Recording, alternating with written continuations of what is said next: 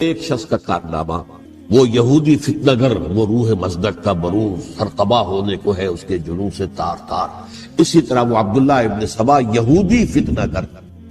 آج اہل تشیع میں سے بعض حضرات کہتے ہیں کہ یہ عبداللہ ابن سبا یہ تو افسانوی شخصیت ہے، اس کی حقیقت کوئی تھی ہی نہیں.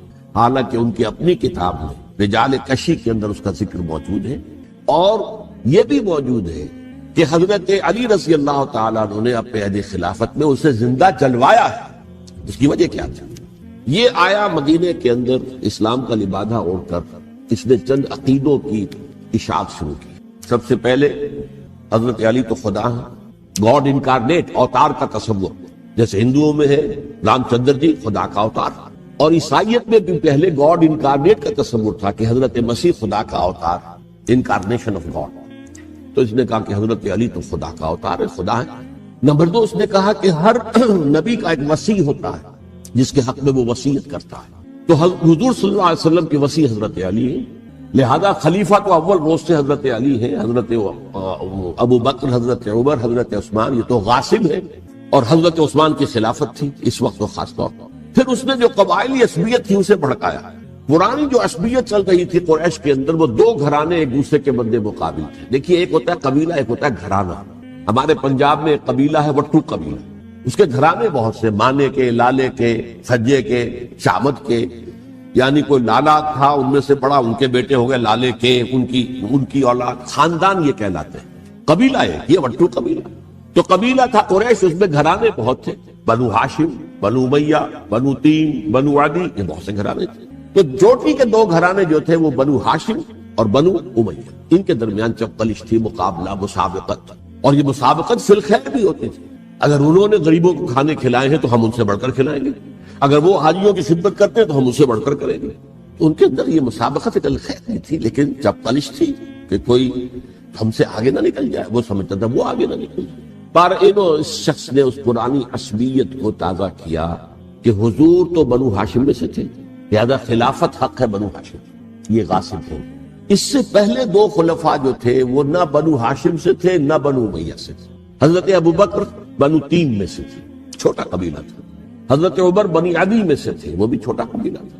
یہ حضرت عثمان پہلے خلیفہ جو بنو امیہ میں سے تھے، جن کی پرانی چپقلش بنو ہاشم سے تھی. اب اس کو موقع مل گیا کہ پرانی قبائلی عصبیت کو بھڑکائے. یہ ہے اصل میں اس فتنے کا پس منظر عبداللہ ابن سبا نے جو آ کر پھیلایا ہے. اور اس کی تفصیل میں اس وقت میں نہیں جا سکتا، کیسے یہ فتنہ پروان چڑھا، کیا انہوں نے اسٹریٹجی اختیار کی کہ یہ کیا کرتے تھے، گروہ بنا کر بھیجتے تھے لوگوں کو. کوفے میں جاؤ تو وہاں پر دمشق کے گورنر کے خلاف اور مصر کے گورنر کے خلاف الزامات لگاؤ، اس نے یہ کیا، وہ غبن کر گیا، وہ یہ کر گیا، وہ خیانت کر رہا ہے، وہ رشتہ داروں کو پال رہا ہے. اور عثمان کے خلاف بھی تقریریں کرو رضی اللہ تعالیٰ عنہ.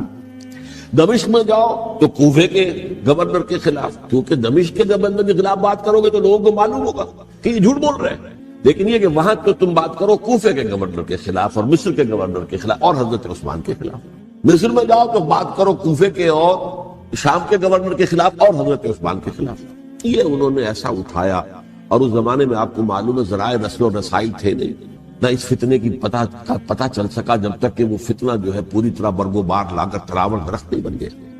اس کے نتیجے میں حضرت عثمان رضی اللہ تعالی عنہ شہید، اور خلیفہ پھر حضرت علی رضی اللہ تعالی عنہ کو انہی سوائیوں نے، جنہوں نے گھیراؤ کیا تھا، جنہوں نے حضرت عثمان کو شہید کیا، یہی حضرت علی رضی اللہ تعالیٰ عنہ کے ارد گرد ہوئے.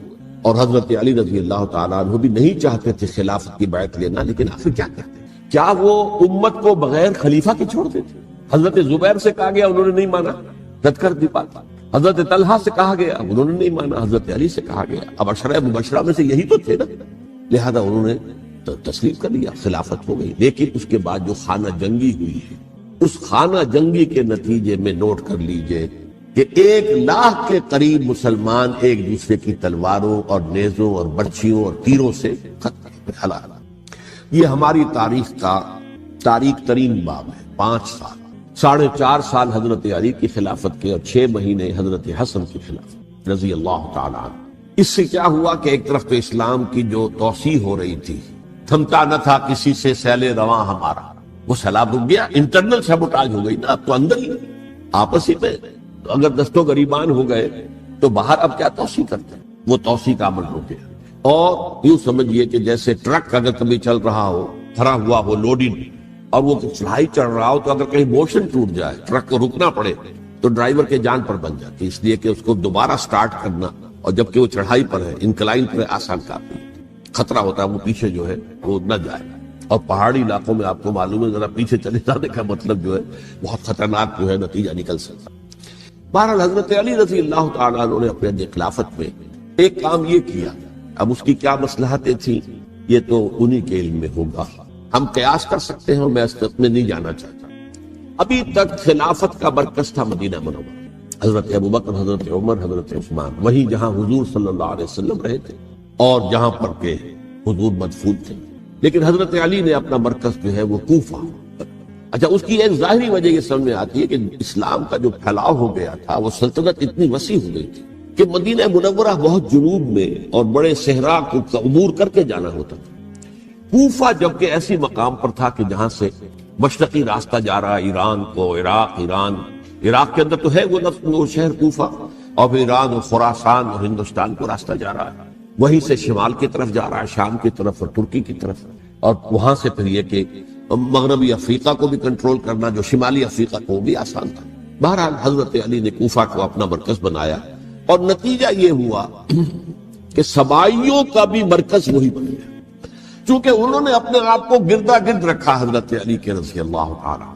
اب ظاہر بات ہے کسی پرٹیکولر پرسن کے خلاف تو کوئی مقدمہ موجود تھا نہیں، بلکہ جب جنگ جمل ہو رہی تھی، ابھی جنگ نہیں ہوئی تھی، حضرت عائشہ، حضرت طلحہ، حضرت زبیر وہ لے کر آئے تھے لشکر اس مطالبے کے لیے کہ حضرت عثمان کے قاتلوں کو سزا دی جائے، قصاص لیا جائے۔ حضرت علی رضی اللہ تعالیٰ عنہ سے گفت و شنید ہو رہی تھی، حضرت علی جو ہے اس پر آمادہ ہو گئے کہ ٹھیک ہے، میں جو بھی قاتلین عثمان ہیں ان کو گرفتار کر کے سزا دوں گا۔ این اسی وقت کوفے کی مسجد کے اندر جو ہے 10,000 کا مجمع کھڑا ہو گیا، ہم سب قاتل عثمان، لو ہم سے بدلہ کاس لو۔ اور انہوں نے کیا کیا، جاتے ہی جنگ چھیڑ دی، جب چھڑ جائے تو یا مرو یا مارو، اس کے علاوہ تو کوئی چارہ کار ہوتا ہی نہیں۔ ایک رات میں 10,000 مسلمان شہید ہوئے، جن میں 2 عشرہ مبشرہ میں سے حضرت زبیر اور حضرت طلحہ رضی اللہ تعالیٰ۔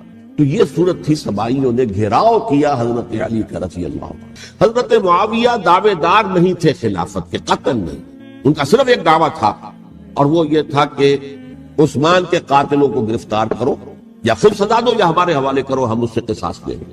اس لیے کہ قبیلہ بنو امیہ کا تھا، اور حضرت ابی معاویہ بنو امیہ میں سے، تو ایک خاندانی طور پر جو ہے ہم قصاص لیں گے ان سے جنہوں نے قتل کیا ہے حضرت عثمان۔ لیکن یہاں ظاہر بات ہے کہ حضرت علی رضی اللہ تعالیٰ عنہ کی طرف سے مطالبہ یہ ہوتا تھا تم پہلے میری بیعت کرو، میرے ہاتھ مضبوط کرو تاکہ میں ان کے خلاف کوئی اقدام کر سکوں۔ لیکن انہیں یہ اندازہ تھا کہ اگر میں نے بیعت کی تو ظاہر بات ہے کہ حضرت علی تک پہنچنے سے پہلے مجھے گردن بڑھا دیں گے، اس لیے کہ سبائی جو ہے وہ آپ کو گھیرے ہوئے۔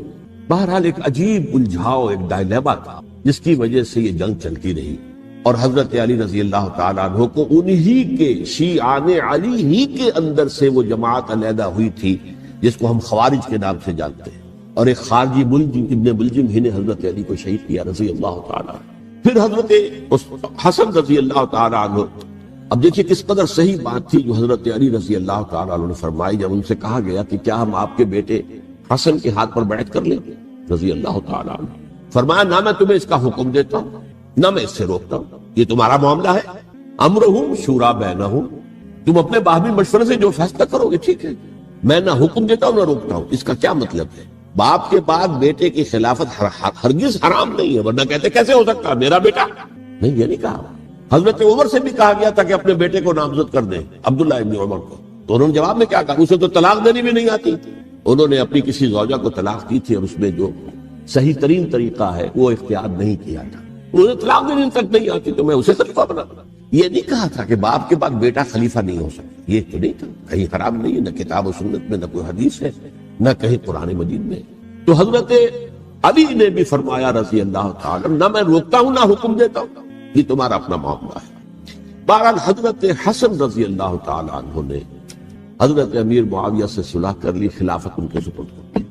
دیکھیے میں حضرت ابوبکر، حضرت عمر، حضرت عثمان، حضرت علی کے ساتھ حضرت حسن کے دور خلافت کو بھی خلافت راشدہ میں سے سمجھتا ہوں، اور تبھی 30 سال پورے ہوتے ہیں اس حدیث کے مطابق کہ حضور نے فرمایا خلافت 30 برس رہے گی پھر ملوکیت آ جائے۔ تو حضرت حسن کا بہت بڑا کارنامہ یہ ہے کہ اس خانہ جنگی کا دروازہ بند کر، اور یہ پیشن گوئی تھی حضور کی صلی اللہ علیہ وسلم۔ حضرت حسن جو بچے تھے حضور کے انتقال سے پہلے، میرا یہ بیٹا مسلمانوں کے دو گروہوں میں صلح کرائے، یہ حضور کی پیشن گوئی تھی، اور وہ پیشن گوئی حضرت حسن کے علم میں بھی ہوگی یقیناً۔ بہرحال انہوں نے صلح کی حضرت امیر معاویہ کے ساتھ رضی اللہ تعالیٰ عنہ، خلافت ان کے حوالے کر دی، اور کچھ شرائط تھیں طے ہو گئی، اللہ خیر سے۔ حضور کی تو یہ پیشن گوئی جو ہے صحیح ثابت ہوئی کہ میرا یہ بیٹا مسلمانوں کے دو بڑے گروہوں کے درمیان صلح کراتا، اور سبائیوں نے انہیں تانے دیے، یا عار المومنین، اے مومنوں کے لیے موجب عار، موجب شرم، تم نے بزدلی دکھائی، تم نے امیر معاویہ کو خلیفہ تسلیم کر لیا، تم نے بزدلی دکھائی، معاذ اللہ ثم معاذ اللہ ثم معاذ۔ اب میں کچھ باتیں حضرت امیر معاویہ کے بارے میں کہنا چاہتا ہوں، اس لیے کہ وہاں اس میں میں نے حضرت معاویہ کے بارے میں یہ تو بہت حدمت کے ساتھ کہا تھا، اور میں اب بھی اس پر قائم ہوں اور پوری طریقے سے قائم ہوں۔ میرا مستقل موقف یہی ہے کہ حضرت معاویہ رضی اللہ تعالیٰ عنہ کے دور خلافت کو ہم خلافت راشدہ میں شامل نہیں سمجھتے، اہل سنت میں سے کوئی بھی نہیں سمجھتا، لیکن اس کے ساتھ میں نے حضرت امیر معاویہ کے کچھ مناقب بھی بیان کیے تھے تاکہ پلڑا جو ہے ترازو کا، اس کے دونوں پلڑے سامنے آئے، لیکن یہ کہ وہ حصہ میرے اس بیان کا نکال دیا، ختم کر دیا گیا۔ یہ میں نہیں جانتا کہ اس میں کیا مصلحت دیکھی گئی ہے، اس میں تو کسی کے لیے کوئی معاملہ ایسا نہیں تھا، کسی کے جذبات کو جو ہے وہ ٹھیس پہنچانے والا، کیونکہ میں نے کہا وہ خلیفہ راشد نہیں تھی، صاف میں نے کہا، بلکہ وہ دور ملوکیت کا آغاز ان سے ہو گیا۔ بلکہ جب ایک صاحب نے یہ کہا کہ کربلا کے بعد سے دور ملوکیت آ رہی تھی، تو میں نے کہا نہیں جناب، دور ملوکیت تو 20 سال پہلے پوری ہو چکی تھی، شروع ہو چکی تھی۔ حضرت امیر معاویہ کے بھی 20 سال میں وہ دور ملوکیت میں شمار ہوا۔ انہیں کسرا العرب بھی کہا گیا، عرب کے کسرا، جو شہنشاہ ایران کا خطاب تھا، حضرت معاویہ رضی اللہ تعالیٰ عنہ کو کسرا العرب کہا گیا، عرب کا کسرا یہ۔ لیکن دوسری طرف یہ ہے کہ وہ صحابی رسول رضی اللہ تعالیٰ حضور کے برادر نسبتی بھی ہیں، حضور کے سالے ہیں، ان کی ہمشیرہ ام حبیبہ حضور کی زوجہ محترمہ ہے، ام المومنین ام حبیبہ رضی اللہ تعالیٰ۔ پھر کس قدر معتمد علیہ تھے حضور کے کہ کاتبان وحی میں شامل تھے، وحی کی کتابت کرنے والے چند لوگ تھے جنہیں کہ حضور کہتے تھے کہ اب یہ آیت لکھ لو، ان میں سے ایک امیر معاویہ بھی رضی اللہ تعالیٰ۔ تو بڑے توازن کی ضرورت ہے۔ دیکھیے صحابہ کرام کا جہاں تک تعلق ہے، اہل سنت کا موقف یہ ہے کہ صحابہ کلہم عدول، صحابہ سب کے سب نیک نیت ہیں، اور ان کی روایت جو ہے قبول کی جائے گی، رد نہیں کی جائے گی، ان پر کوئی جرح و تعدیل نہیں ہوگی، اس لیے کہ ان کا تزکیہ محمد رسول اللہ صلی اللہ علیہ وسلم نے کیا۔ لہذا یہ تو ہو سکتا ہے کہ کسی صحابی سے کوئی خطا ہو، لیکن وہ خطا اجتہادی ہوگی، نیت کی خطا تھی، نیت کی غلطی نہیں۔ اگر کسی صحابی کی نیت پر حملہ کیا جائے تو یہ اصل میں طعن ہے، حملہ ہے حضور پر کہ وہ تربیت دے نہیں سکے اپنے ساتھیوں کو، معاذ اللہ ثم معاذ اللہ ثم معاذ اللہ، وہ تزکیہ کر ہی نہیں سکے۔ 3 جگہ جو قرآن میں آیا ہے یتلو علیہم آیاتہ ویزکیہم، تو کیا تزکیہ کیا؟ اگر ان کے قریب ترین ساتھی جو تھے، اگر ان کے اندر بھی بدنیتی تھی اور دنیا کی طلب تھی اور دنیا کے اندر اقتدار حاصل کرنے کا جذبہ تھا، تو پھر کیا تزکیہ کیا؟ معاذ اللہ ثم معاذ اللہ۔ لہذا صحابہ سب کے سب عدول ہیں، اور ان سے اختلاف ممکن ہے، لیکن ان کی نیت پر حملہ نہیں ہو سکتا۔ تو حضرت امیر معاویہ کی شخصیت ایک چیز ہے، آپ کا دور خلافت دوسری چیز ہے۔ شخصیت کے اعتبار سے صحابی رسول ہیں، برادر نسبتی ہیں حضور کے صلی اللہ علیہ وسلم، اور پھر یہ کہ اس قدر معتمد علیہ ہے صحابہ میں سے کہ وہ کاتبان وحی، یہ عام آدمی کے کرنے کا کام نہیں تھا جو وحی کی کتابت کرے، اللہ کے کلام کی۔ البتہ یہ ہے کہ جیسا کہ میں نے عرض کیا، ان کا دور خلافت راشدہ نہیں ہے، وہ ملوکیت کا دور ہے۔ یہ میں نے جیسا عرض کیا، میں نے ایک صاحب نے جب یہ کہا کہ ملوکیت شروع ہو رہی تھی، میں نے کہا شروع نہیں ہو رہی تھی، ملوکیت تو 20 سال پہلے شروع ہو چکی تھی۔ اسی طریقے سے ایک صاحب نے کہا تھا کہ اسلام کو قائم کرنے کے لیے حضرت حسین میدان میں آئے، میں نے کہا یہ بھی غلط ہے، اسلام تو 60 سال پہلے قائم ہو چکا تھا، نبی اکرم صلی اللہ علیہ وسلم کے دستے مبارک سے اسلام قائم ہو گیا، جعل الحق وزهق الباطل ان الباطل کان زهوقا، پھر 30 برس تک وہ کامل شکل کے اندر قائم رہا۔ تو اسلام جو ہے وہ جو ہے در حقیقت اب قائم کرنے والی بات نہیں تھی، البتہ اس کے اندر زوال شروع ہو گیا تھا، اس زوال کے عمل کو روکنے کے لیے حضرت حسین میدان میں، یہ ایک چیز کو صحیح تاریخی پرسپیکٹو میں رکھنا۔ تو جس طرح سے دین کو قائم کرنے کے لیے دیکھیں، قائم تو کیا محمد رسول اللہ صلی اللہ علیہ وسلم والذین معہ رضی اللہ تعالی عنہ، انہوں نے کیا۔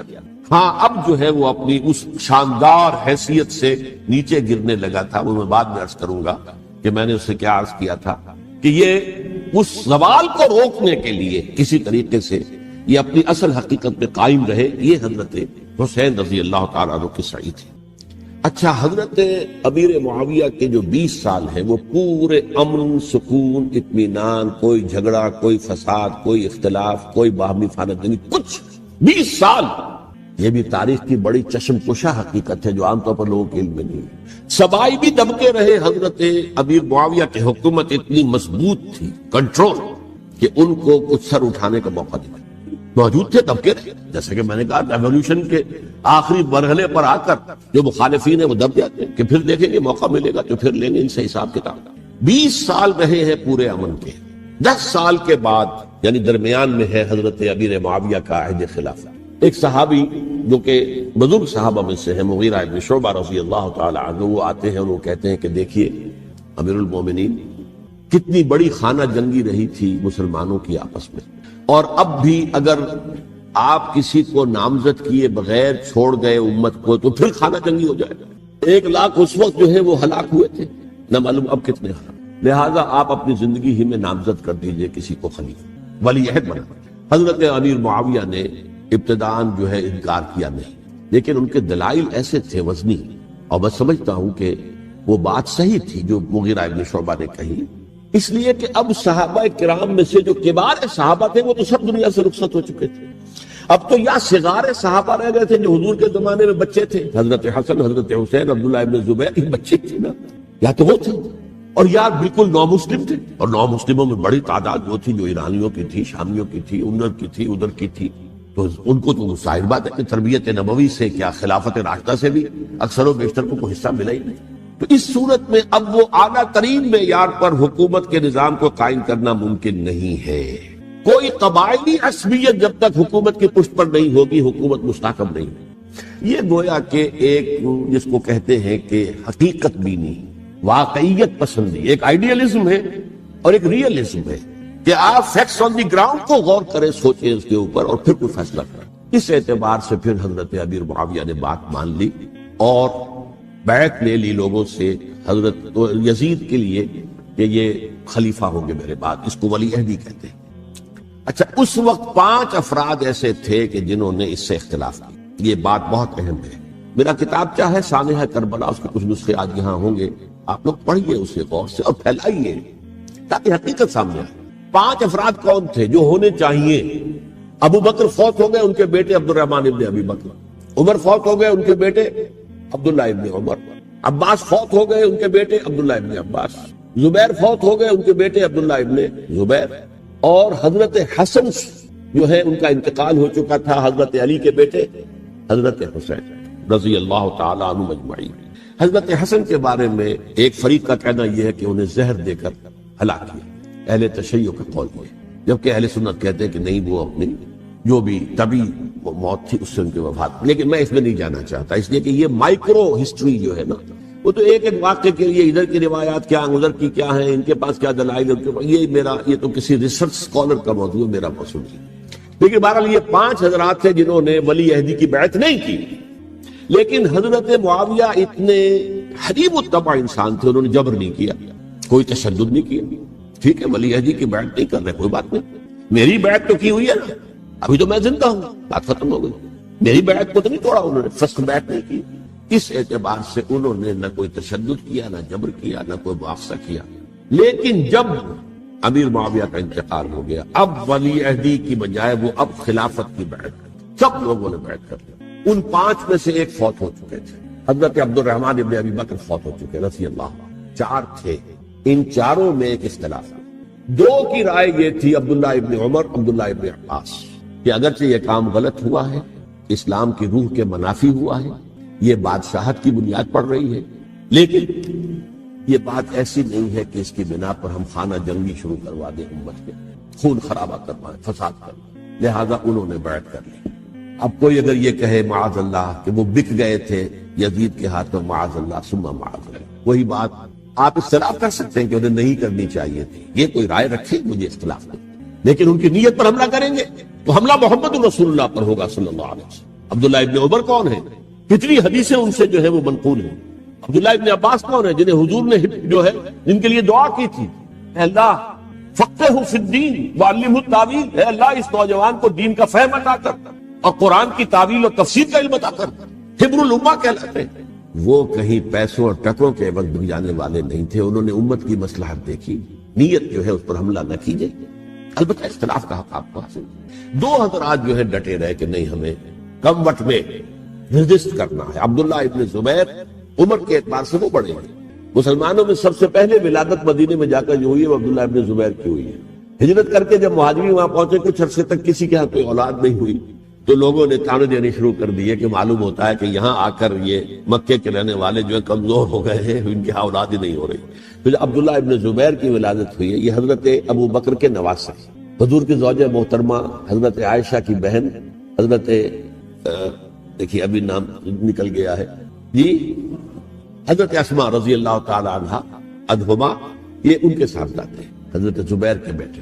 ان کا فیصلہ ہوا کہ ہمیں رجسٹ کرنا ہے کم وقت میں ایٹ اینی کاسٹ. حضرت حسین ابن علی رضی اللہ تعالی عنہما کا بھی فیصلہ ہوا کہ ہمیں رجسٹ کرنا ہے کم وقت میں. البتہ ان میں بھی ایک اختلاف ہو گیا، یعنی یہ دو تو جڑے رہے، ان دو میں اختلاف. عبداللہ ابن زبیر کا کہنا یہ تھا کہ ہمیں حجاز میں رہنا چاہیے، یہ سرزمین ہے جس میں نبوت کی برکات سب سے زیادہ ہے، یہاں ہم مضبوط قلعے کے اندر ہیں، ہمیں یہاں سے جو ہے رجسٹ کرنا چاہیے اور ختم کرنا چاہیے اس نظام کے اندر جو خرابی آ گئی ہے. حضرت حسین رضی اللہ تعالیٰ عنہ کے پاس خطوط کا تانتا بنا ہوا تھا. کوفے سے لوگ خط لکھ رہے تھے، آئیے آئیے آئیے، ہم آپ کے ہاتھ پر بیعت کریں گے، ہم آپ کے ہاتھ پر بیعت کریں گے، ہم آپ کے ہاتھ پر بیعت کریں گے. یہی وہ کوفہ جو حضرت علی کا دارالخلافہ رہا تھا اور جو پھر سبائیت کا گڑھ بن گیا تھا. چنانچہ حضرت حسین نے حضرت مسلم بن عقیل کو بھیجا وہاں پر کہ میرے نمائندے کی حیثیت سے جا کر وہاں پر بیعت لو. 10-12 ہزار افراد نے بیعت کر لی. لیکن اس کے بعد یزید کی طرف سے گورنر بنا کے بھیجا گیا ابن زیاد کو. ابن زیاد نے آ کر جو تشدد کیا اور سختی کی تو سب کے سب بیعت توڑ کر اور سب منحرف ہو گئے. مخلصین تو وہ تھے نہیں. الکوفی لایوفی، کوفی جو ہے وہ تو کوئی وعدہ وفا کرنے والا ہوتا ہی نہیں. بیعت توڑ دی. فمن نقص فانما ينقص على نفسه. بیعت کے بعد بیعت توڑ دینا بہت بڑا گناہ، توڑ دیا. ادھر اطلاع مل گئی حضرت حسین کو، چل چکے تھے، وہ راستے میں تھے کہ وہاں تو مسلم بن عقیل شہید ہو گئے اور سب لوگوں نے بیعت توڑ دی. اب واپس جانا چاہتے تھے لیکن مسلم بن عقیل کے بیٹے جو ہے اڑ گئے. یہ عرب کی اپنی ایک جو ہے پرانی ان کی حمیت اور ان کا قبائلی نظام کہ اب ہم اپنے والد کے خون کا قصاص لیے بغیر نہیں جائیں. حضرت حسین رضی اللہ تعالیٰ عنہ کی مروت اور شرافت، یہ میرا ساتھ دینے کے لیے آئے تھے، اب میں ان کا ساتھ نہ دوں تو یہ تو شرافت اور مروت کے خلاف ہے. کہا اچھا چلو چلتے.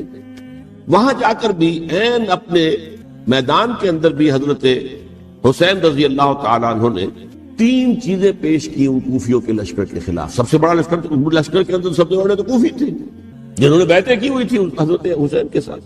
دیکھو مجھے جانے دو واپس حجاز کی طرف، یا مجھے سرحدوں پر بھیج دو تاکہ میں کافروں کے ساتھ جنگ کرتے ہوئے اپنی جان دے دوں، یا مجھے یزید کے پاس جانے دو، میں اپنا معاملہ اس سے طے کر لوں. لیکن کوفیوں کو یہ گوارا نہیں تھا. اگر یہ یزید کے پاس پہنچ گئے تو ہمارا کچا چٹھا بیان کر دیں گے کہ مجھے تو ان لوگوں نے برگلا کر بلایا تھا. اس لیے کہ دیکھیے حضرت امیر معاویہ کے 20 سالوں کے دوران میں بتا چکا ان کی حکومت اتنی مستحکم تھی کہ اس کے خلاف کوئی فتنہ اٹھانا ممکن نہیں تھا. اب کیونکہ ایک چینج اوور ہوا تھا، اور چینج اوور میں آپ کو معلوم ہوتا ہے کہ ایک جس کو کہتے ہیں every thing is in the melting پاٹ. ابھی تو یہ درمیان کے اندر معاملہ ہے تو انہیں موقع ملا. سر اٹھایا حضرت حسین رضی اللہ تعالیٰ عنہ کو، جو خطوط لکھے جس کے کہ تھیلے کے تھیلے اور بوریوں کی بوریاں بھری ہوئی حضرت حسین کے ساتھ تھی، وہ کہا کہ آئیے ہم آپ سے بیعت کریں گے. انہوں نے نہیں مانا.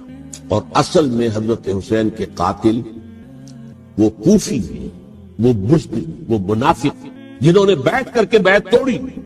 اور اب وہ آ گئے کہ اگر یہ حسین رضی اللہ تعالیٰ عنہ بچ کر کہیں یزید کے پاس پہنچ گئے تو پھر ہمارا کچا چٹھا جو ہے وہ سامنے آ جائے گا اور ہماری پھر شافت ہے. لہذا انہوں نے قتل کیا حضرت حسین کو رضی اللہ.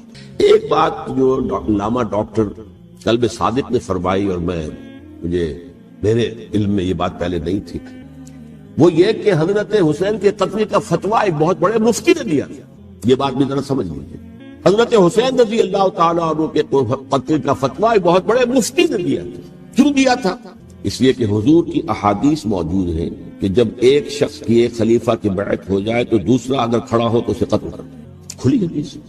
اسی لیے ایک بہت بڑے مفسر بھی ہیں، فقیہ بھی ہیں، قاضی ابن العربی رحمۃ اللہ علیہ، ایک ابن عربی ہیں الف لام کے بغیر، ابن عربی، وہ بہت بڑے صوفی ہیں، فلسفی ہیں، اندلس کے ہیں۔ یہ قاضی ابن العربی ہیں جنہوں نے قرآن کی ایک تفسیر لکھی ہے اس اعتبار سے کہ صرف ان آیات کی تفسیر جن سے کہ فقہی احکام جو ہے ان کا استنباط ہوتا ہے۔ یہ دو تفسیریں اس طور سے لکھی گئی ہیں قرآن مجید کی، احکام القرآن ان کا نام ہے دونوں کا، جن میں سے ایک جو ہے قاضی ابن العربی کی ہے۔ ان کا ایک جملہ نقل ہوتا ہے، قتل الحسین بسیف جدہ، حسین قتل ہو گئے اپنے ہی نانا کی تلوار سے۔ وہ تلوار کیا تھی؟ جب کسی کی بیعت ہو چکی ہو پھر کوئی کھڑا ہو مدعی خلافت، میرے نزدیک حضرت حسین مدعی خلافت نہیں تھے، یہ بات اس وقت سامنے لوگوں کے نہیں آئی، بلکہ حکومت نے یہ باور کرا دیا کہ یہ تو باغی ہے، یہ مدعی ہے خلافت کے۔ انہوں نے تو دعویٰ نہیں کیا خلافت، وہ تو صرف اس عمل کو روکنے کے لیے میدان میں آئے۔ اور اس بات کو اچھی طرح سمجھ لیجئے کہ اس وقت تک یہ جو تصور آج ہمارے پاس ہے کہ ریاست علیحدہ ہے، حکومت علیحدہ ہے، state of Pakistan, we are loyal to the state of Pakistan, ہم ریاست پاکستان کے وفادار ہیں، گورنمنٹ آف پاکستان کے وفادار نہیں ہیں، we are not loyal to the government. Government تو کبھی بے نظیر کی تھی، ہم اس کے خلاف تحریک چلا رہے تھے، یا کبھی کسی اور کی تھی اس کے خلاف تحریک چل رہی ہے، یا کبھی ضیاء الحق کی تھی اس کے خلاف تحریک چل رہی ہے۔ گورنمنٹ کو بدلنا تو عوام کا حق ہے، آج اس وقت نہیں تھا، اس وقت ریاست اور حکومت کا کوئی فرق نہیں تھا، لہذا جو حکومت سے اختلاف کرے گویا کہ باغی ہے۔ یہ ہے اصل میں وہ پیچیدہ مسئلہ کہ کیوں کسی مفتی نے فتویٰ دے دیا، اس لیے کہ اس وقت تک ریاست اور حکومت کا فرق واضح نہیں تھا دنیا پر۔ یہ تو ابھی کوئی 100-150 سال کی بات ہے کہ آج ہمارا جو پولیٹیکل سائنس کا ایولیوشن ہوا ہے وہ اسٹیج تک پہنچ گیا ہے کہ اسٹیٹ علیحدہ ہے، حکومت علیحدہ ہے۔ حکومت تو اسٹیٹ کے 3 آرگنز میں سے ایک آرگن ہے، ایڈمنسٹریشن حکومت کی ہے، جوڈیشری ہے اور لیجسلیچر ہے، 3 آرگنز ہیں بڑے بڑے، ان میں سے ایک ہے۔ تو حکومت کو بدلنا تو عوام کا حق ہے، چاہے وہ ووٹ کے ذریعے بدلیں چاہے ایجیٹیشن، اگر پرامن ایجیٹیشن ہے اس سے حکومت کو بدلنے کا حق حاصل ہے دستوری طور پر ہر اعتبار سے۔ اس وقت یہ نہیں تھا، لہذا صورتحال یہ بن گئی کہ حکومت وقت نے باور کرا دیا مسلمانوں کو، ورنہ سوچئے نواسہ رسول کو قتل کرنا کوئی آسان کام تھا؟ آخر سب کلمہ گو تھے کہ نہیں تھے؟ کلمہ گو تو تھے اور حضور سے عقیدت و محبت میں کبھی، لیکن یہ کہ فتویٰ اگر ایک بہت بڑے مفتی کا، جو کہ حضرت علامہ ڈاکٹر قلب صادق صاحب نے فرمایا، مجھے اس مفتی کا نام بھی معلوم نہیں، کہ ایک مفتی کا فتویٰ تھا جس کے بنا پر اب ان لوگوں نے حضرت حسین کو قتل کیا، اور یہی وجہ ہے کہ انہوں نے پھر خیموں کو بھی آگ لگا دی۔ بھائی حالانکہ دیکھیے اگر دشمنی کا انتقام ہوتا تو حضرت علی بن حسین جو بیمار تھے، جو بعد میں زین العابدین رحمت اللہ علیہ کے نام سے پھر یہ اہل تشیع کے چوتھے امام معصوم ہیں، حضرت علی، حضرت حسن، حضرت حسین اور پھر حضرت علی بن حسین زین العابدین رحمت اللہ علیہ، کیا ان کو بھی قتل کر دیتے؟ حضرت حسین کی نسل ہی ختم ہو جاتی، لیکن نہیں کی۔ آگ کیوں لگائی؟ آگ اس لیے لگائی کہ وہ جو ڈاکومنٹری پروف ہے ہماری غداری کا یزید کے خلاف حضرت حسین کو جو ہم نے دعوت دی، وہ جو ڈاکومنٹری پروف خطوط کی شکل میں موجود ہے وہ ختم ہو جائے، ڈسٹرائے ہو جائے۔ اس کے لیے انہوں نے خیموں میں آگا۔ بہرحال یہ ہے تاریخی پس منظر، یہ اسی سبائی فتنے کا تسلسل ہے جس نے سب سے پہلے حضرت عثمان کی جان لی رضی اللہ تعالیٰ، 5 سال تک مسلمانوں میں خانہ جنگی رکھی، حضرت علی کو پھر شہید کیا، اور اس کے بعد جو ہے 20 سال حضرت امیر معاویہ کے تو سر نہیں اٹھا سکے، لیکن پھر جب ایک چینج اوور ہو رہا تھا تو اس وقت انہوں نے موقع غنیمت سمجھا کہ اب کھڑے ہو جاؤ اور اب دوبارہ ایک فتنہ جو ہے اس کو امت کے اندر پیدا کر دو۔ اچھا، اس معاملے میں ایک بات جو میں نے وہاں کہی کہ ہمارے ہاں شاعرانہ جو مبالغہ آمیزی ہے، یہ میری گفتگو کا حصہ انہوں نے حذف کر دیا، اور میں نے ایک سنی شاعر بہت بڑے عالم جن کے حوالے سے آج بھی میری تقریر ہوگی خالق جناح ہال میں، مولانا محمد علی جوہر کے ایک شعر کے حوالے سے کہا کہ قتل حسین اصل میں مرگ یزید ہے، اسلام زندہ ہوتا ہے ہر کربلا کے بعد۔ میں نے کہا بالکل محمل شعر ہے، اسلام مرا ہی نہیں تھا، زندہ ہونے کا کیا سوال؟ اور اگر کسی درجے میں مزمحل یا زخمی ہوا تھا تو وہ تو رہا، کربلا کے بعد بھی رہا، یزید کی حکومت بھی رہی، بنو امیہ کی حکومت بھی چلی، کوئی تبدیلی تو نہیں آئی۔ یہ کیا کہہ رہے ہیں کہ اسلام زندہ ہوتا ہے کربلا کے بعد؟ اسلام مرا نہیں تھا۔ جیسے میں نے یہ کہا کہ ملوکیت جو ہے وہ اب شروع نہیں ہوئی، ملوکیت تو 20 برس پہلے شروع ہو چکی تھی حضرت امیر معاویہ کی۔ لیکن ظاہر بات ہے کہ حضرت حسن نے حضرت حسین نے اس کو قبول کیا، اور حضرت حسین نے تو پھر 10 سال تک ولی عہدی جو تھی چاہے بیعت نہیں کی لیکن اس کے خلاف میدان میں آ کر چیلنج تو نہیں کیا۔ اس اعتبار سے یہ معاملہ جو ہے اسلام زندہ ہوتا ہے کربلا کے بعد، یہ بے تکی بات ہے۔ ہاں حضرت شاہ اسماعیل شہید رحمۃ اللہ علیہ کی اگر میں تشبیہ کو تمثیل کو سامنے رکھوں تو اسلام کی عمارت 6 منزلہ ہے، 6ٹھی منزل ٹاپ کی وہ گر گئی، 5 منزلیں انٹیکٹ تھیں، اسلام مرا نہیں تھا۔ عدالت میں شریعت کے مطابق فیصلے ہو رہے تھے، قاضی تھے، مفتی تھے، شریعت نافذ تھی، اسلام کہاں مرا تھا؟ جبکہ خود کہہ رہے ہیں علامہ کلب صادق کے ایک مفتی کے فتوے سے حضرت حسین کو قتل کیا گیا۔ اب وہ مفتی کی رائے، اس کی بدنیتی ہو جو بھی ہو وہ جانے، اللہ جانے، لیکن عام مسلمان کیا کریں؟ اس پہلو سے اسلام مرا نہیں تھا۔ ہاں ایک منزل گر گئی تھی، وہ گری رہی، 1000 برس تک گری رہی، یہاں تک کہ آ کر مغربی امپیریلزم نے اس پہ گرایا، ملوکیت کا معاملہ ختم کیا اور وہ جبرین ملوکیت دوسری آ گئی، ورنہ وہی بادشاہی چلی ہے۔ بلکہ دور بنو امیہ میں وہ بادشاہی پوری طرح اس نے بالوں پر نہیں نکالے تھے، اصل بالوں پر تو اس نے نکالے ہیں دور بنو عباس میں آ کر، اور پھر سلاطین جو ہے ترک، جو ترک خلفاء ان کا بھی بادشاہت تھی، اور کیا تھا وہ خلافت تو نہیں تھی۔ تو یہ تو اسلام میں جو بھی نقص واقع ہو گیا تھا، کبھی واقع ہو گئی تھی، وہ جو کی توں برقرار تھی، اس کو بھی تسلیم کیا۔ میں اللہ کا شکر ادا کر کے کہتا ہوں کہ دونوں حضرات، دونوں شیعہ دانشور اور بڑی اعلیٰ سطح کے جو شیعہ عالم تھے، انہوں نے اس بات کو تسلیم کیا اور میری اس بات کو چیلنج نہیں کیا۔ اصل میں تیسری بات میں نے یہ کہی کہ دیکھیے حضرت حسین رضی اللہ تعالی عنہ کی اس شہادت کے بعد، اس کے بعد واقعہ حرہ بھی ہوا جو واقعہ کربلا سے بھی بعض اعتبارات سے زیادہ بھیانک اور زیادہ گھناؤنا واقعہ بنو امیہ کی تاریخ ہے، جس کو لوگ جانتے ہی نہیں۔ مدینے کے کچھ لوگوں نے بغاوت کی اور انہوں نے اس کے خلاف فوج بھیجی، اور فوج کو جو مدینہ فتح کر لیا، 3 دن کے لیے حلال کر دیا، جو چاہو کرو، یہاں جسے چاہو مارو، جسے چاہو لوٹو، جس کا گھر چاہو برباد کرو، جس عورت کو چاہو ریپ کرو، اور یہ مدینہ النبی کے اندر ہوا۔ تو کاٹ کھانے والی ملوکیت کے اندر بہت سے واقعات تھے۔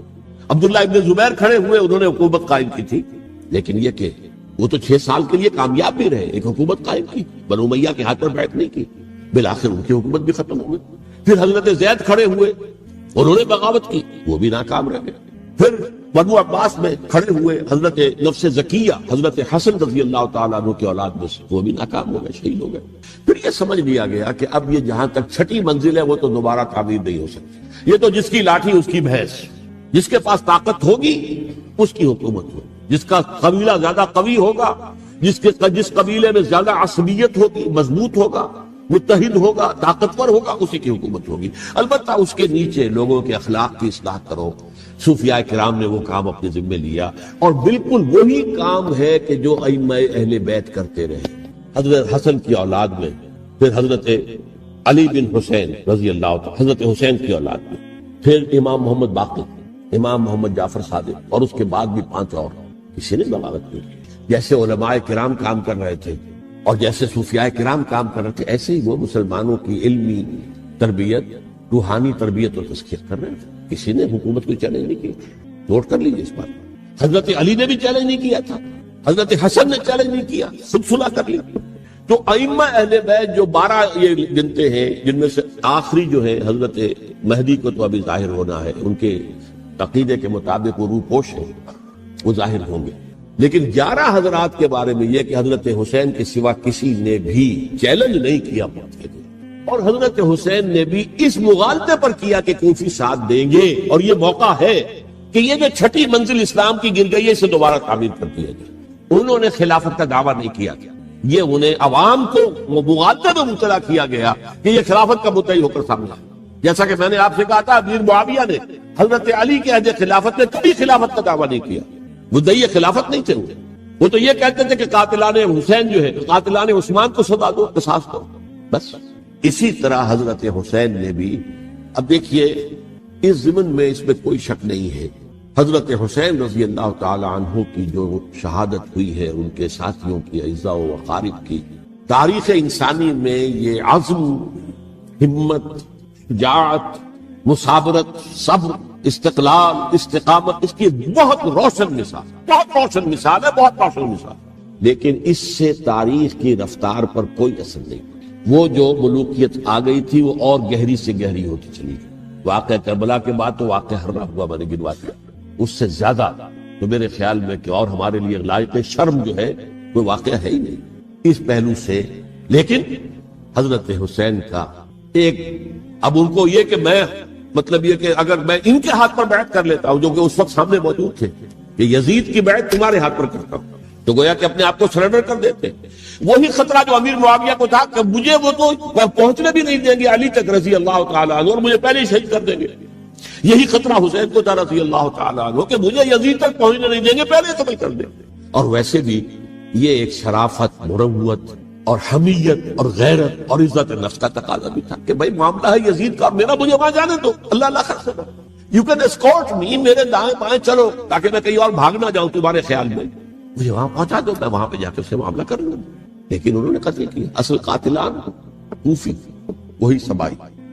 البتہ یہ ہے کہ اس واقعے کی جو یادگار ہے اس میں کوئی شک نہیں ہے کہ اس نے مسلمانوں میں سے ایک گروہ کے دل میں قربانی اور شہادت کا جذبہ بہت پیدا کیا، اس میں کوئی شک نہیں۔ اور جس طریقے سے کہ عاشورہ محرم میں یاد منائی جاتی ہے، جس طریقے سے اس نے اہل تشیع کے اندر قربانی کا جذبہ بے انتہا پیدا کیا، اگرچہ وہ جذبہ بروئے کار نہیں آتا، اس لیے کہ ان کے ہاں یہ عقیدہ ہے، یہ طے ہے کہ جب تک حضرت مہدی ظاہر نہیں ہوں گے ہم کسی کے خلاف بغاوت نہیں کریں گے۔ یہ پوری تاریخ میں ان کا معاملہ رہا، تمام جو ہے ائمہ اہل بیت کا معاملہ رہا، جب تک مہدی نہیں آتے keep sitting and keep waiting, wait and see, that's all. یہ تو خمینی صاحب نے کیا ہے، آیت اللہ خمینی صاحب نے، کہ انہوں نے یہ ایران کے شیعوں کو باور کرایا کہ بھائی جب آئیں گے حضرت مہدی آ جائیں گے، لیکن ہم اب ہاتھ پر ہاتھ کر بیٹھے رہے، باطل کو چیلنج بھی نہ کریں، ہمیں کچھ تو کرنا چاہیے، وہ ہاتھ پاؤں ہلانے چاہیے، اور کچھ نہیں تو مہدی کا راستہ جو ہے صاف کرنا چاہیے، تمہید کرنی چاہیے، ان کے راستہ ہموار کیا جائے۔ تو یہ ان کی بڑی عظمت ہے آیت اللہ خمینی صاحب کی کہ اہل تشیع ایران کے جو ہے ان سے انہوں نے یہ بات منوا دی کہ ہم بالکل انرٹ نہیں بیٹھے رہیں گے، بلکہ اب انہیں نائب امام قرار دے کر اور ولایت فقیہ کے فلسفے کے حوالے سے، یہ دو چیزیں ان کی جو ہے بنیادی فلسفے کی ہیں، وہ اس وقت میرا موضوع نہیں ہے، انہوں نے عوام کو ایسا کھڑا کیا ہے کہ 20,000 سے لے کر 30,000 کے درمیان انسانوں نے جانے دی، عورتوں کے جلوس نکلے، چیرخوار بچہ گود میں ہے عورت کے، اور گولی کھا رہی ہے، مر رہی ہے، گر رہی ہے۔ اب سوچئے زندگی کتنی عزیز ہوتی ہے، اور چیرخوار بچے کے لیے ماں کی جو زندگی ہے، اس ماں کو اپنی زندگی کتنی عزیز تر ہوگی کہ اپنے لیے نہیں تو اس بچے کے لیے مجھے جینا ہے، لیکن نہیں، گولیاں کھائیں گری۔ یہ جذبہ انہی میں ہے۔ واقعہ یہ ہے کہ اہل سنت کے اندر یہ جذبہ نہ ہونے کے برابر، یہ میں واشگاف الفاظ کو کہتا ہوں، پورے عالم اسلام میں صرف شیعہ ایران ایسا نکلا ہے کہ جس نے بادشاہت کا خاتمہ کیا، باقی سعودی عرب میں بادشاہت بیٹھی ہوئی ہے، اربوں ڈالر کا ایک ایک محل بنتا ہے بادشاہوں کا، اور سنی سن کوئی حرکت نہیں۔ وہ تو اب جو حرکت ہو رہی ہے وہ اینٹی امریکن حرکت ہے جو ہو رہی ہے، در حقیقت وہ مسئلہ بالکل دوسرا ہے جو اس وقت ہو رہا ہے، لیکن یہ کہ عالم اسلام میں کوئی تحریک ایسے نہیں اٹھی۔ یہ اہل تشیع میں ہے جو بالکل استثنائی بات ہے کہ انہوں نے جو ہے ایسا بادشاہ جس کو کہا جاتا تھا کہ اس کا جو اسلحہ خانہ ہے وہ ایشیا میں سب سے بڑا اسلحہ خانہ ہے، جو 2500 سالہ پرانی جو ایک عظمت تھی ایران کی، اس کو دوبارہ تازہ اور زندہ کرنا چاہتا تھا۔ 2500 سالہ برسی اس نے بنائی تھی، اس کے لیے ایک شہر آباد کیا تھا کہ خسرو یا سائرس یا ذوالقرنین قرآن مجید کی اصطلاح میں اس کی یادگار بنائی تھی، اور وہ سوچ رہا تھا کہ وہی عظمت دوبارہ ایران کی ہوگی جو کہ خسرو کے زمانے میں تھی، جس کا قرآن مجید میں سورہ کہف کے اندر ذکر ہے، مشرقی فتوحات، مغربی فتوحات، شمالی فتوحات۔ تو وہ بادشاہ ہے، اس کو بھاگنا پڑا قربانی کی وجہ سے۔ تو یہ جو ہے واقعہ کربلا نے، اس میں کوئی شک نہیں ہے کہ ایک ایسی مشعل روشن کی ہے جس کو کہ ہر شخص کو دیکھنا چاہیے۔ یہ بھی انسان، جیسے کہ اقبال نے ایک شعر کہا تھا غالب کے لیے، فکر انسان پر تیری ہستی سے یہ روشن ہوا ہے، پرے مرغ تخیل کی رسائی تاک ہو جا۔ تو فکر انسان پر حضرت حسین کی قربانی سے یہ واضح ہوا ہے کہ انسان کس حد تک جا سکتا ہے قربانی دینے کے لیے اپنے کسی مقصد کے لیے۔ مقصد ان کا جو تھا، میں نے اسی لیے آیت پڑھی تھی، معاذ اللہ ثم معاذ اللہ۔ میں ایک آخری بات جو کہہ رہا ہوں وہ نوٹ کر لیجئے، ایک خاص انتہائی نقطہ نظر کے عام کیے جانے کی وجہ سے سنیوں میں بھی ایک انتہائی رد عمل پیدا ہوا، ایکسٹریم رائٹسٹ سنی، اگر ایک طرف سے حملہ کیا گیا ہے حضرت عثمان کی نیت پر، ان کو خیانت کا الزام لگایا گیا، ان پر اقربا پروری کا الزام لگایا گیا، حضرت ابو موسیٰ شریف پر خیانت اور غداری کا الزام لگایا گیا، یہ ساری چیزیں اگر صحابہ کرام کے اوپر ہوئی، امیر معاویہ پر، امیر اور عمرو بن العاص پر، تو جواب میں کچھ لوگ کھڑے ہو گئے. حضرت علی وہ اقتدار کے طالب تھے، معاذ اللہ ثم معاذ اللہ ثم معاذ اللہ. یہ اہل سنت کا موقف نہیں. حضرت حسین اقتدار کے طالب تھے، ہرگز نہیں، ہرگز نہیں، ہرگز. وہی اصول جو میں نے بتایا تھا سب کے لیے لاگو رہے گا. وہ امیر معاویہ کے لیے ہے تو حضرت علی کے لیے بھی، حضرت حسین کے لیے بھی. یہ نیک نیت ہے، ان کی کسی رائے سے اختلاف کر سکتے ہیں لیکن ان کی نیت پر حملہ نہیں کریں گے. نیت پر حملہ کریں گے آپ کا ایمان بالرسالت جو ہے وہ مجروح ہو جائے گا.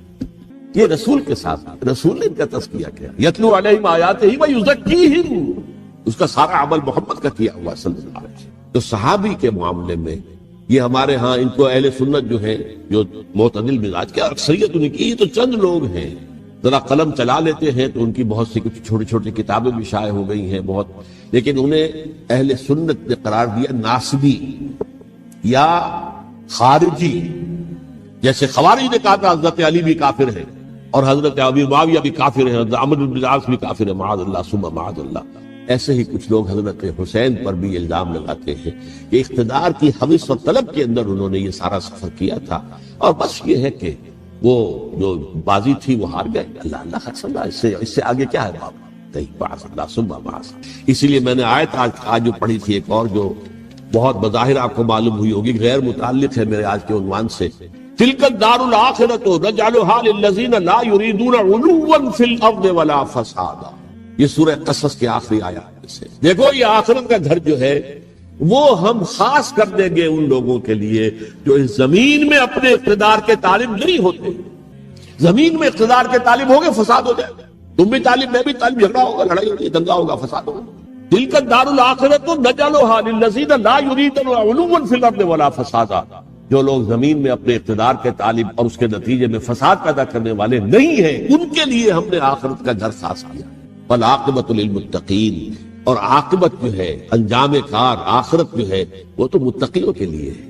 اسی میں آئیں گے سب صحابہ کرام، خواہ وہ حضرت علی ہے رضی اللہ تعالیٰ عنہ، اور خواہ وہ حضرت امیر معاویہ ہیں، حضرت عثمان ہیں رضی اللہ تعالیٰ عنہ، خواہ حضرت حسن ہے، حضرت حسین ہے رضی اللہ تعالیٰ عنہ، خواہ عبداللہ ابن زبیر ہے، خواہ عبداللہ ابن عباس ہے، خواہ عبداللہ ابن عمر رضی اللہ تعالیٰ عنہ اجمعین.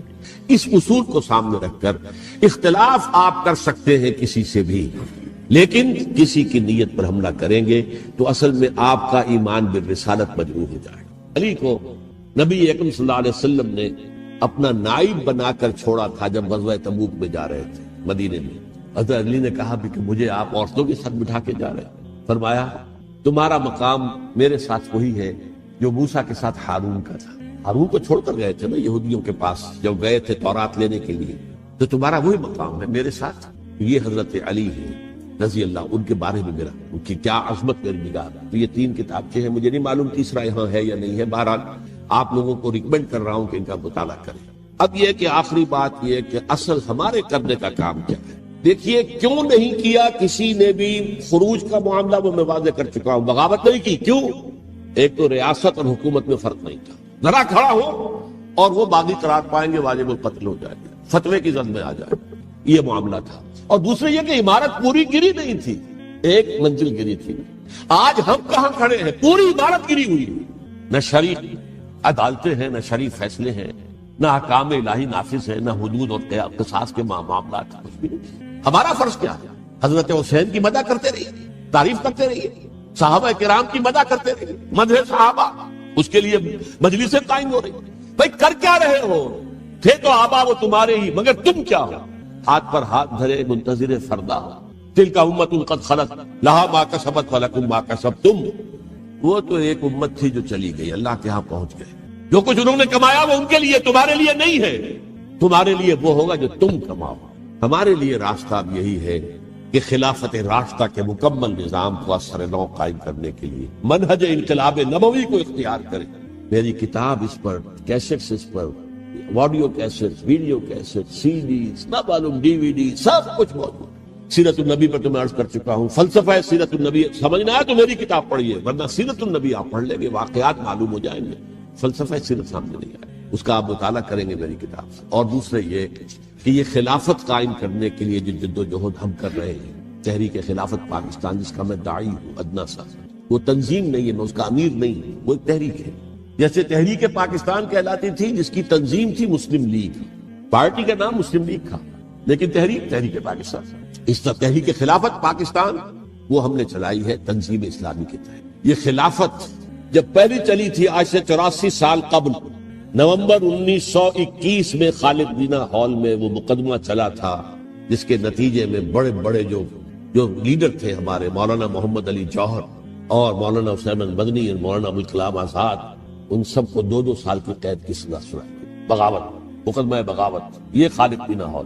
اسی میں سن 91 یا 92 میں میں نے 3 دن تقریریں کی تھی، جن میں آج سے پھر میں 3 تقریریں کرنے والا ہوں، ایک آج شام کو، ایک کل شام کو رات 9 بجے، آج بھی کل بھی، ایک پرسوں اتوار کی صبح کو 10 بجے ہے کیا 11 بجے۔ تو عید میں آپ حضرات شرکت فرمائیں تاکہ اصل جو ہمارے کرنے کا کام ہے، تاریخ کو بھی سمجھنا چاہیے، تاریخ کے عوامل کیا ہیں، کیا پس پردہ عوامل کا فرمات ہے، کیا کسی شے کی اصل حقیقت ہے، وہ سمجھنا چاہیے۔